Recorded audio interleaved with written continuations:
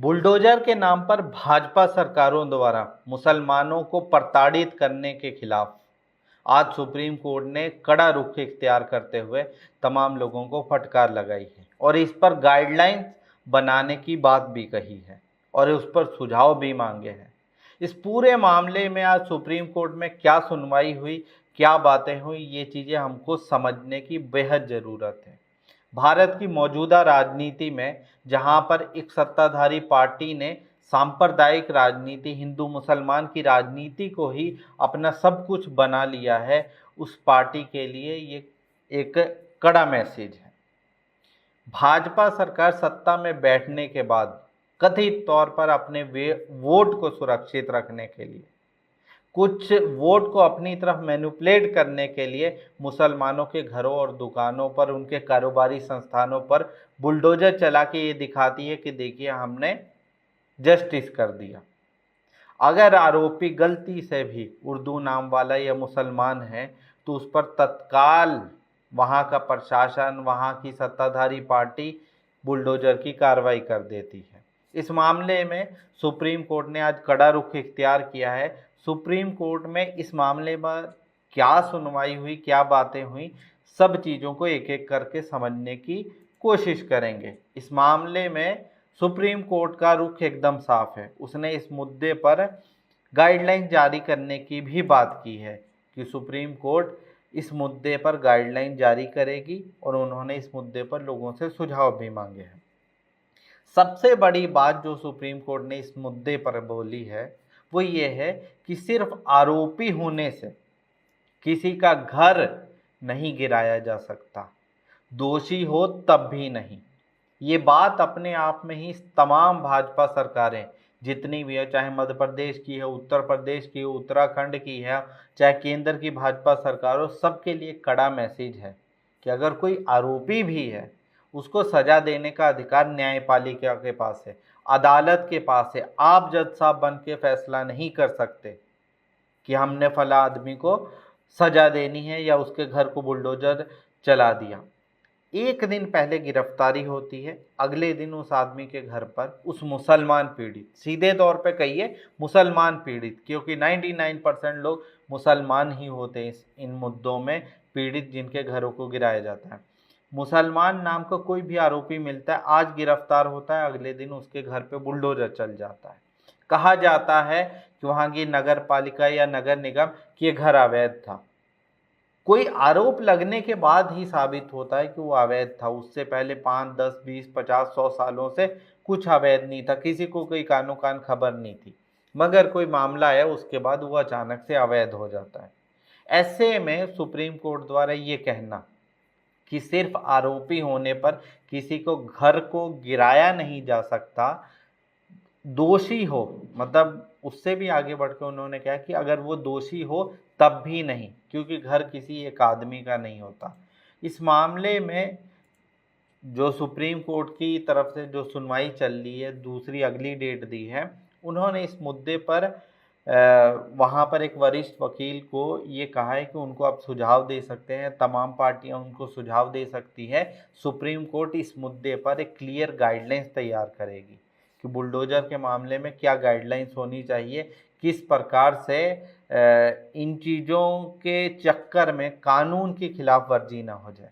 अभी क्या हो रहा है कि भाजपा, जो सत्ताधारी भाजपा है, अपनी वोट बैंक को सुरक्षित रखने के लिए या अपनी सत्ता को बरकरार रखने के लिए मुसलमानों को विक्टिम की तरह, मुसलमानों को पीड़ित की तरह दिखाती है, देखो हमने इंसाफ कर दिया है।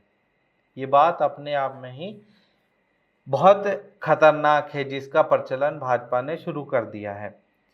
इस मुद्दे पर सबसे खास बात ये रही कि 3 पार्टियां सुप्रीम कोर्ट में फर्स्ट पार्टी की हैसियत से हाजिर थी।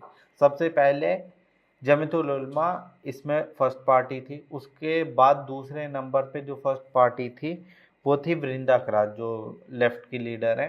तीसरे नंबर पे एपीसीआर इस मुद्दे पर सुप्रीम कोर्ट में गई थी और एपीसीआर का दावा इसलिए ज़्यादा मजबूत था क्योंकि एपीसीआर अपने साथ 2 पीड़ित परिवारों को लेकर गई थी।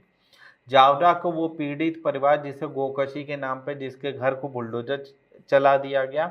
और उदयपुर का वो परिवार जिसके घर में एक लड़का अयान रहता था, उनके घर पे अगले दिन जाके बुलडोजर चला दिया गया था। तो इन दोनों पीड़ित परिवारों ने इस मुद्दे पर सुप्रीम कोर्ट का रुख इख्तियार किया था। उसी मामले में ये सुनवाई चल रही थी। अब इस पूरे बुलडोजर के विध्वंस पर सुप्रीम कोर्ट का क्या फैसला आएगा, क्या गाइडलाइन आएगी, वो बाद की बातें हैं। पर इस पूरे विध्वंस के मामले में एक चीज तो साफ हो जाती है कि भाजपा का जो नीतियां हैं वो सीधे तौर पर मुस्लिम विरोधी नीतियां हैं। आप ये नहीं कह सकते कि इसमें सबको प्रताड़ित किया जा रहा है या सबके साथ ऐसा हो रहा है। इनका प्राइमरी टारगेट मुसलमान है। अगर मुसलमान टारगेट नहीं होता, अगर मुसलमान को छोड़ के बाकी आरोपियों पर भी कार्रवाई होती, तो 10 मिसालें हैं जहां पर बलात्कार के आरोपी साबित होने के बावजूद भी उनके घरों पर आज तक बुलडोजर नहीं चला है। बीएचयू का वो गैंग रेप का मामला आपको आज भी याद होगा, जिसमें भाजपा के 3 कार्यकर्ता नहीं, कर्मठ कार्यकर्ता पकड़े गए थे। 7 महीने के बाद उनको जमानत मिल चुकी है, मगर इसके बावजूद आज तक बनारस में कभी योगी जी का बुलडोजर गया है उस पर कार्रवाई करने के लिए? तो कैसे मान लिया जाए कि आपका इंसाफ दो तरफा नहीं है? दूसरी बात है कि पुलिस प्रशासन की बात करें या सत्ता की बात करें, जो भी उस सत्ता में काबिज है, उन लोगों के पास लॉ एंड ऑर्डर को संभालने की जिम्मेदारी होती है। किसी मामले में जज साहब बनकर फैसला करने की जिम्मेदारी नहीं होती। मगर ये सरकारें सोचती हैं कि यही जज साहब हैं, इन्होंने ही फैसला कर दिया। अचानक से किसी पर आरोप लगा और चला दिया बुलडोजर। एक मिसाल के साथ समझिए कि बुलडोजर के नाम पर किस प्रकार से अन्याय होता है। उज्जैन का एक मामला आपको बहुत अच्छे से याद होगा, जिसमें उज्जैन में ये बात आई थी कि 6-8 महीने पुरानी बात है कि महाकाल की यात्रा निकल रही थी। अचानक से आरोप लगा कि बालकनी में खड़े 3 नाबालिग मुस्लिम लड़कों ने उस महाकाल की यात्रा पर थूका है। तीनों को अरेस्ट कर लिया गया, सुधार गृह में भेज दिया गया। एक बालिग था तो जिसको बाद में 5 महीने जेल में रहना पड़ा। 5 महीने के बाद वो तीनों जेल से छूटकर वापस आ गए। जो गवाह जिनकी बुनियाद पर पुलिस ने ये सब चीज़ें की थी, वो गवाह अपनी गवाही से मुकर गए। उन्होंने कहा कि उन्होंने ऐसा कुछ देखा ही नहीं। सोचिए कि उसी जगह पर, उसी उज्जैन में उन तीनों लड़कों के घरों को उसके अगले दिन जाके उनके घर को बुलडोजर से तोड़ दिया गया था। 5 महीने बाद वो बेगुनाही में छूट रहे हैं। अब बताइए कि उनका घर कौन बनाया कर देगा? उनकी उस मानसिक प्रताड़ना का कंपनसेट कौन करेगा? उन पुलिस अधिकारियों पर या नगर निगम के अधिकारियों पर कार्रवाई कौन करेगा जिन्होंने एक झूठे आरोप के चक्कर में उन 3 परिवारों को रास्ते पर ला दिया है? ये तो एक मिसाल है। ऐसी एक मिसाल मध्य प्रदेश की और है, जहां पर खंडवा के अंदर 17 मुस्लिम परिवारों को पाकिस्तान का कथित नारा लगाने के आरोप में गिरफ्तार किया गया। 6 साल की लंबी कानूनी लड़ाई के बाद वो सभी बेगुनाह साबित हुए थे। उनका परिवार उजड़ गया, बुलडोजर चला दिया गया, सामाजिक तौर पर वो एकदम कट गए। इवन कि उनमें से 2 परिवारों ने इतना मानसिक तौर पर प्रताड़ित हुए थे कि उन्होंने आत्महत्या कर ली। उनकी जिंदगियां कौन वापस लौटाएगा? और बुलडोजर के नाम पे जो उनको इतना प्रताड़ित किया गया उसको कौन कंपनसेट करेगा? और जो दोषी अधिकारी थे उन पर कार्रवाई कौन करेगी? यूपी के अंदर का ही एक मामला भी रिसेंटली, जिसमें कोर्ट ने ही ये फैसला दिया था कि एक आदमी जो बरेली में मामला हुआ था, धर्मांतरण का आरोप लगा था। धर्मांतरण के आरोप में उस आदमी को गिरफ्तार किया कि ये ईसाई धर्म की तरफ लोगों को बुला रहा है, सब कर रहा है। वो पीछे से देवरिया गोरखपुर साइड के थे।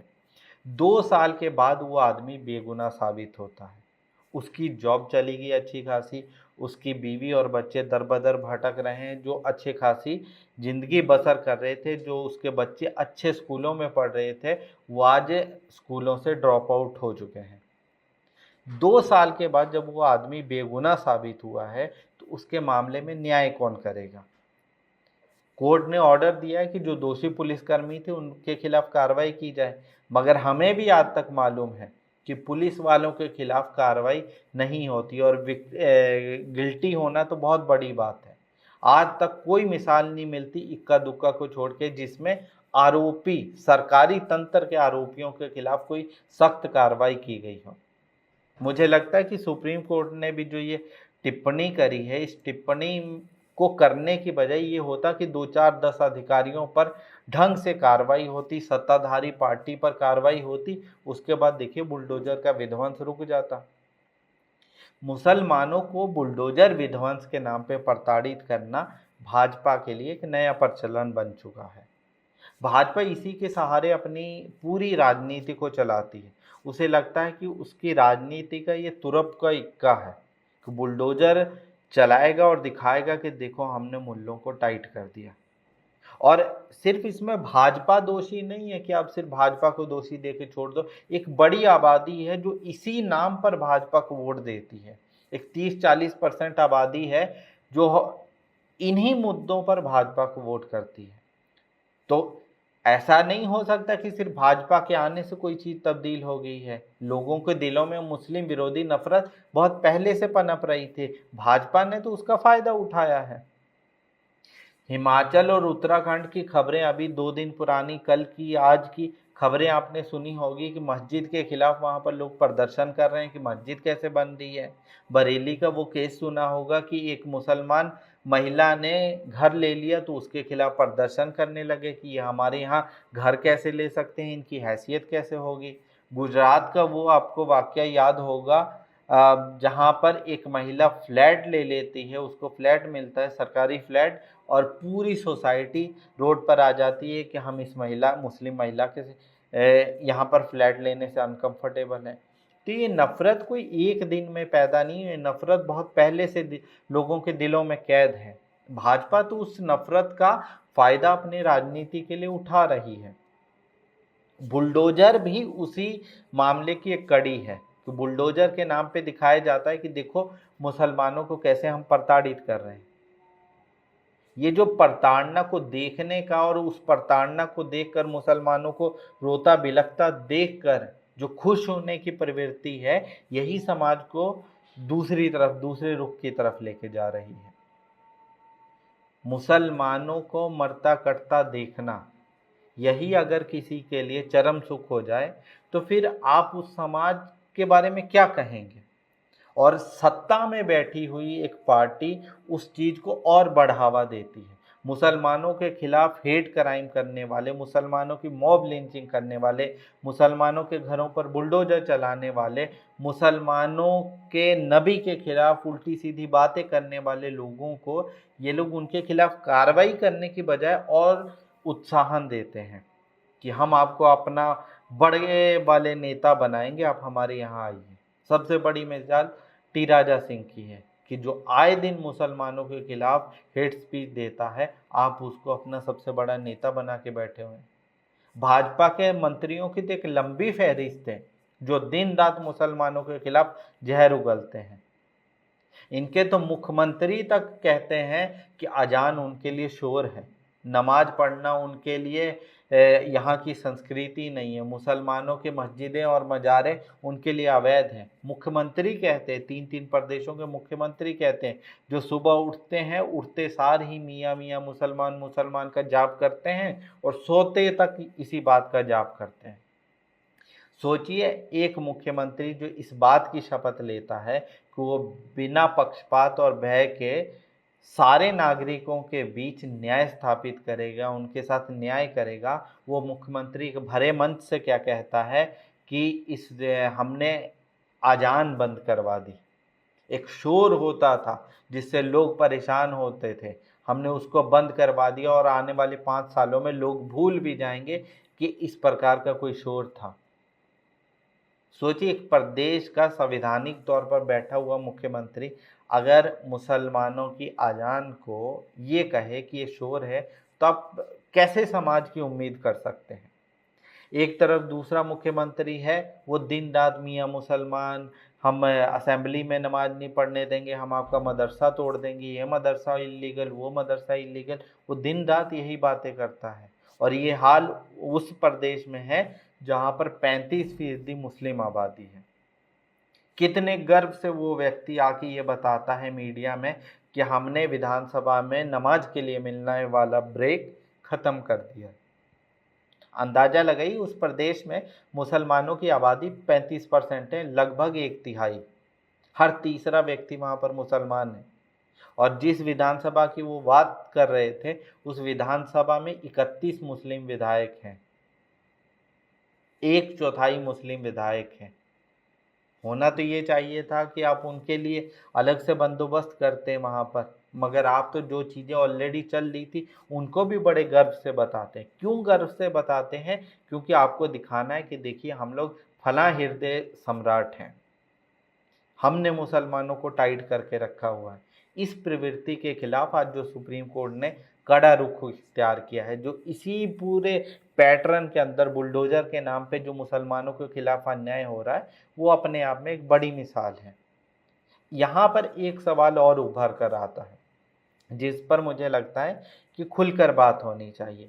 वो मामला ये है कि जो विपक्षी पार्टियां कहती हैं कि मुसलमान हमें एक मुश्त तौर पे वोट दे दें, सारा वोट हमें दे दें, हम ही हैं आपके कर्ता धर्ता, सब कुछ, संविधान बचाना है, लोकतंत्र बचाना है, सब चीज़। वो मुसलमानों की इन विध्वंस पर, मुसलमानों की इन प्रताड़ना पर कुछ नहीं बोलते, खामोश रह जाते हैं। कब बोलते हैं? जब मुसलमानों की तरफ से उस पर भयंकर रूप से आउटरेज होता है, मुसलमान डायरेक्टली इन लोगों को बोलना, खरी खोटी सुनाना शुरू कर देते, तब उनकी तरफ से आता है। और उसमें भी मुसलमान शब्द लिखने में एकदम हाथ पैर कांपने लगते हैं इन पार्टियों के। और चलिए लिखना भी शुरू कर दिया। आज जो मामले में सुनवाई हुई और सुप्रीम कोर्ट ने कड़ा रुख अपनाते हुए ये शब्द बोले हैं, इस पर ये सभी पॉलिटिकल पार्टियां ट्वीट शेयर करे जा रही है, पोस्टर शेयर करे जा रही हैं, जबकि हकीकत बात है कि इसमें इन लोग का रत्ती भर योगदान नहीं है।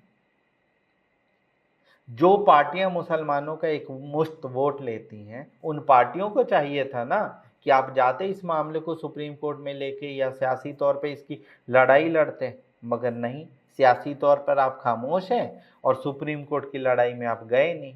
सुप्रीम कोर्ट में कौन गया मुसलमानों के इन मुद्दों पर लड़ाई लड़ने के लिए? वही जमीयत उल उलमा, मुसलमानों की एक तंजीम, वही APCR, मुसलमानों की तरफ से लीगल तौर पर लड़ने वाली एक तंजीम।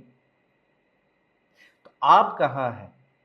कहाँ है राहुल गांधी की मोहब्बत की दुकान जो इस मामले में सुप्रीम कोर्ट गई हो? इमरान प्रतापगढ़ी जो कहते थे कि मध्य प्रदेश के मामले में वो सुप्रीम कोर्ट का रुख करेंगे, कहाँ है इमरान प्रतापगढ़ी? गायब है वो भी। कहाँ है अखिलेश यादव? वो तो अपने ट्वीट में मुसलमान भी लिखना गवारा नहीं समझ रहे। महाराष्ट्र के अंदर एक मुस्लिम बुजुर्ग को मारा गया, पीटा गया, प्रताड़ित किया, उस पर ट्वीट किया और ना उन्होंने उस मुस्लिम बुजुर्ग का नाम लिखा, ना मुसलमान लिखा। और आपको उम्मीद है कि मुसलमान आपको अंधों की तरह सिर्फ आपकी अंधी पैरवी करते हुए आपको वोट देता रहे और मुसलमानों के मुद्दों पर बोलने के वक्त आपकी जबान सिल जाए? तो कब तक चलेगा? ये अखिलेश यादव क्यों नहीं गए सुप्रीम कोर्ट में मुसलमानों के हक की बात करने? आज तो सब मतलब ऐसा लग रहा है कि इस पूरी सुप्रीम कोर्ट के रुख के लिए यही पार्टियों ने हरकत की थी, इन्हीं पार्टियों का दबाव था जिसकी वजह से ये सब चीज़ें हुई। मुसलमान तो अपनी प्रताड़ना, अपने सितम को दिखाने के लिए सुप्रीम कोर्ट में खुद लड़ाई लड़ने गया है। आप तो गायब हैं इस पूरे सीन में से। मुझे लगता है कड़ा रुख इन लोगों के खिलाफ भी अपनाना होगा, जो मुसलमानों से एक मुश्त वोट लेने के बावजूद भी मुसलमानों के मुद्दों पर चुप हो जाते हैं। सुप्रीम कोर्ट ने जो अगली डेट दी है, उस अगली डेट पर देखते हैं इस मुद्दे पर क्या होता है, उनकी तरफ से क्या गाइडलाइंस आती है। पर एक बात बहुत अच्छे से समझ लीजिए कि बुलडोजर के नाम पर जो मुसलमानों की प्रताड़ना हो रही है, जो बुलडोजर के नाम पर मुसलमानों को प्रताड़ित करना भाजपा ने अपना धर्म समझ रखा है, वो प्रताड़ना आखिर कब तक चलती रहेगी? क्या मुसलमान इस देश का नागरिक नहीं है? क्या मुसलमान को यहाँ पर रहने का कोई अधिकार नहीं है? या फिर ये मान लिया जाए कि बुलडोजर के नाम पे मुसलमानों को सिर्फ मुसलमान होने की सज़ा दी जा रही है? ये जितनी भाजपा की जितनी सत्ताधारी सरकारें हैं राज्यों में चाहे केंद्र में, ये मुसलमानों को बार बार प्रताड़ित करने का कोशिश कर रहे हैं बुलडोजर के नाम पे। इस पूरे मुद्दे पर बुलडोजर विध्वंस और मुसलमानों की प्रताड़ना और विपक्षी पार्टियों की खामोशी और सुप्रीम कोर्ट के रुख पर आप क्या समझते हैं, आपकी क्या राय है, हमारे साथ जरूर साझा करें। धन्यवाद।